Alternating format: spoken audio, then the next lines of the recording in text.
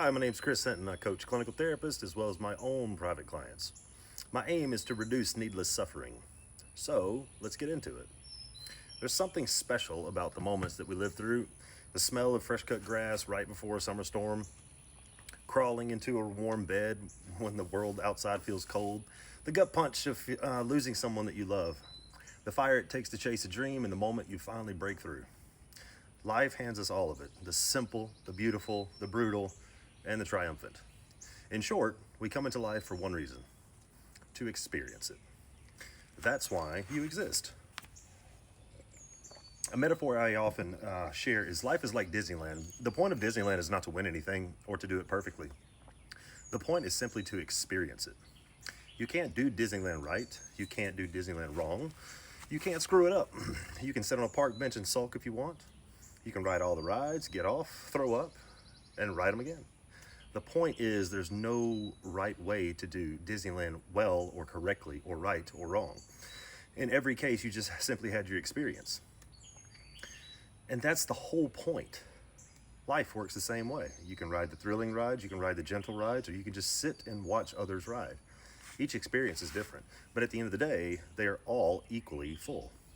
They all simply make up one day at Disneyland. And when evening comes, we all leave the park. There's no winning, there's no losing. There's just the experiences that we live through, the pain and the pleasure, the fortunate and the unfortunate, and hopefully some good memories we get to take with us as we leave. But here's where people get stuck. Instead of experiencing life, they spend it trying to justify their existence. They think they need to get married, have kids, make millions, become famous, or somehow prove that they were worth their spot in the park. I call these self-justification projects. And they're all doomed to fail because you can't solve internal problems with external solutions. So here's the good news. Your life is already justified. Why? Because you're already here. You're already inside the park.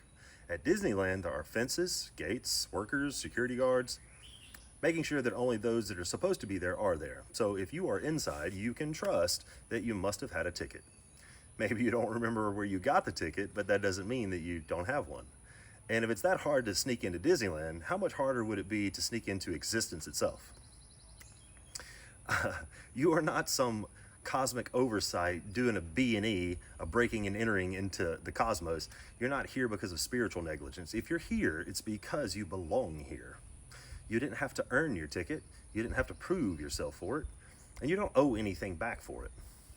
The ticket was a gift of grace, freely given. Existence itself loved you enough to pull you from nothingness into being. That alone is enough. And honestly, what could you even do to repay the opportunity to exist? No amount of accomplishments, wealth, or legacy would ever be enough. It's not a debt that could be repaid, and it's not a debt that needs to be repaid. The ticket was a gift.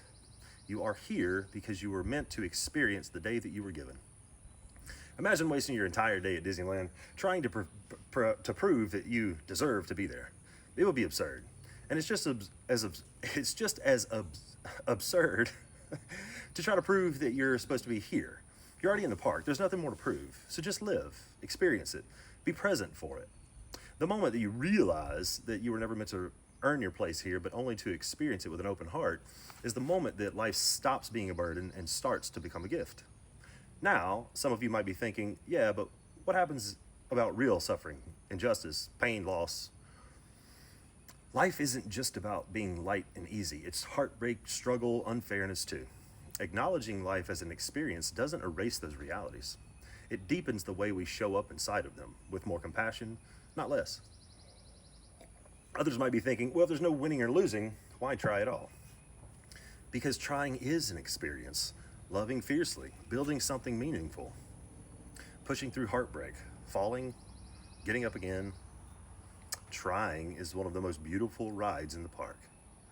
And a few of you might be wondering, aren't you just giving people permission to be lazy or avoid responsibility? No, not at all. Purpose and responsibility don't disappear when you realize that your life is already justified. They just stop being chains that you drag behind you and start becoming choices that you get to make freely, from love instead of fear. This isn't a message to minimize life. It is a message to fully live it. Every beautiful, brutal, messy, magnificent part of it. Before we wrap up, I want to leave you with this. The goal in life is not to win. The goal is to live a story that was truly experienced. A story that you can one day look back on and smile, knowing that you really lived it. And before you go, drop a comment and tell me what's something that you realize now that you've been treating like you were doing life wrong, when maybe there was no wrong at all. I want to hear how you feel about that. If this spoke to you, please share it, not just for me, but you never know who might need to hear that today. Someone you may never meet might need a lifeline, and you could be the reason that they end a little of their own needless suffering. And as always, if you're ready to go even deeper, check out my book, Who's Talking, available on Amazon. All the proceeds of this book go directly to the Shriners Children's Hospital, where I was blessed to be a recipient not once, but twice. You can also work with me one-on-one through private coaching. And don't forget to follow me on YouTube and Instagram. Links are in my bio. Thanks for listening. Have a good day. See you next time.